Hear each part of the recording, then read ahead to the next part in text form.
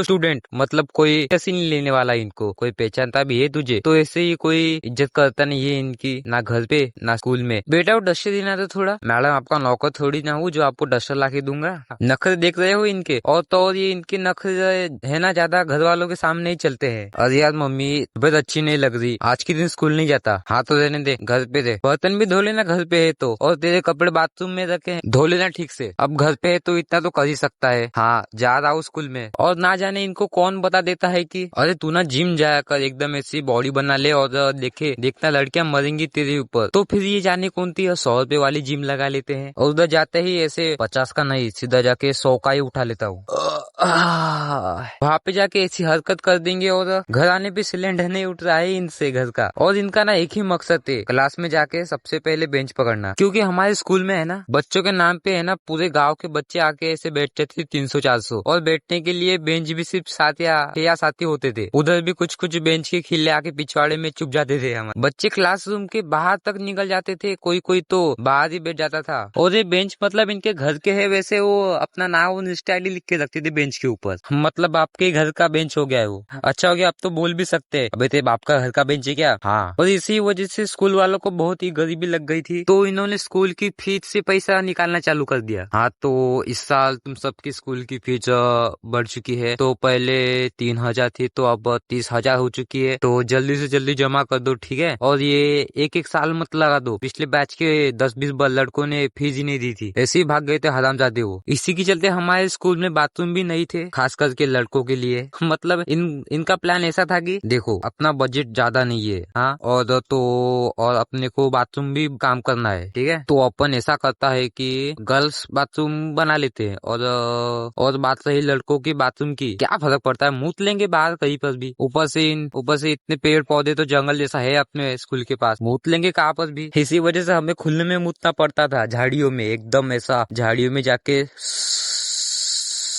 लोग मतलब क्लास पंक मार रहे थे, ऐसे ही किसी कोने कोपचे में जाके बैठ जाते थे, और वहाँ पे जाके बच्चे गुटखा नशे करते थे चुप चुप के, और किसी टीचर ने देख लिया तो और तो अलग से एक ब्लैकमेल करते थे। तो तू एक काम कर, तू 20,000 जमा ले ठीक है।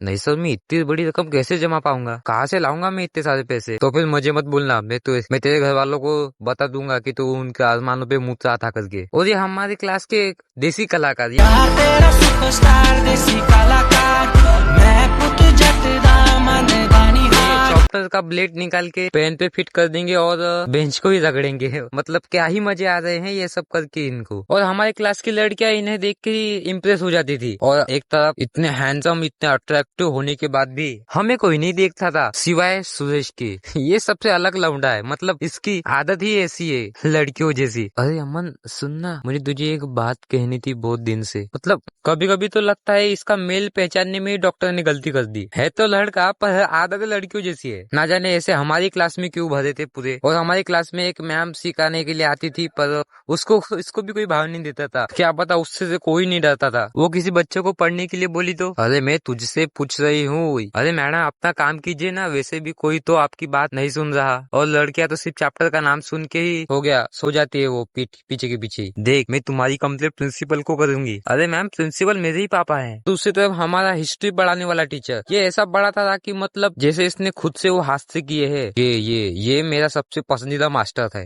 और ये पढ़ाते वक्त पता नहीं कौन पीछे से बैकग्राउंड म्यूजिक लगा देता था। तो बच्चों तुम्हें पता है गांधी जी ने जब दांडी यात्रा आंदोलन चालू किया था, तब उनके साथ 5,000 से ज्यादा लोग थे उनके साथ। और जिस भी गांव में वो रुकते थे, उस गांव के लोग उनसे ऐसे मिलने आते थे जैसे वो उस समय के सलमान खान है। और उन्होंने शांति के साथ आंदोलन किया था, बहुत मार भी खाई थी उन्होंने। और उनका एक मकसद था कि कोई तुम्हें एक गाल पे चाटा मारे तो तुम दूसरा गाल भी आगे कर दो। और उन्होंने बहुत ही पीड़ा के साथ अंग्रेजों को भारत से निकाल दिया। और इसी के साथ हमारा भारत 15 अगस्त 1947 को आजाद हो गया था। सर हो गया आज के लिए इतना ही, रात हो चुकी है, वैसे भी कोई सुन भी नहीं रहा था। और ये सिखाते सिखाते ना जाने अपने ही कुंदे मस्ती में खो जाते हैं। तो जैसे ही उसने हमला किया, हमारे जवानों ने जो तलवार उठाई, जो घपा घप ऐसे सबको काट डाला था। और इन्हें क्यों पता नहीं रहता कि पढ़ाना कितने टाइम तक है, ये अपना पूरा टाइम पढ़ा के भी बाद के दूसरे सर का भी टाइम पढ़ा लेंगे। और इनका ही बहुत बड़ा क्राइम है एक, जो तुम उनके पीरियड में कुछ करते हुए पकड़े गए तो तुम्हें ऐसा दलील करेंगे कि सबके सामने। अबे ओए ध्यान कहाँ है तेरा? सर वो थोड़ा है क्या, थोड़ा दिख नहीं रहा मैं कितना इम्पोर्टेंट चैप्टर पढ़ा रहा हूँ? सर नहीं ये फटाक, अगली बार से ध्यान रखना, ठीक है? और ये तो फिर भी अच्छा ही था, तुम हमेशा रखोगे। इन भूत प्रेत से भयानक तो तुम्हारे स्कूल का प्रिंसिपल रहेगा। एक बार की बात है, एक बच्चे ने उसके पीरियड में सिर पर हंस दिया था और उस प्रिंसिपल ने देख लिया। काहे की हंसी आ रही थी तुझे? हाँ, मैं जोकर जैसा दिखता हूँ? हाँ सर, मेरे ऑफिस में आ जाना। बस फिर वो बच्चा उसके ऑफिस में गया तो ऑफकोर्स वो वापस ही नहीं आया। पता नहीं उसे कहाँ पे मार के फेंक दिया, तो सिर्फ उसकी फोटो पे हाथ चढ़ा दिया था, पर वो बहुत ही कुत्ते की मौत मरा था हमारे स्कूल में। सही कुछ चलता था हमारे स्कूल में। और तो और यहाँ के रूल देखोगे तो तुम भी बोलोगे कहाँ के रूल है ये, कौन सी जेल के रूल है ये? मतलब नाखून चेक करेंगे और सिर्फ लड़कों के, लड़कियों के नहीं। मतलब लड़के इस हद तक गिर चुके हैं हमारे स्कूल के। और तुम्हारे बाल बड़े होंगे तो ओ बेटा ये बाल तो थोड़ा ज्यादा ही बड़े दिख रहे हैं, तो काटो ना सर, किसकी वजह दिख रहे हो?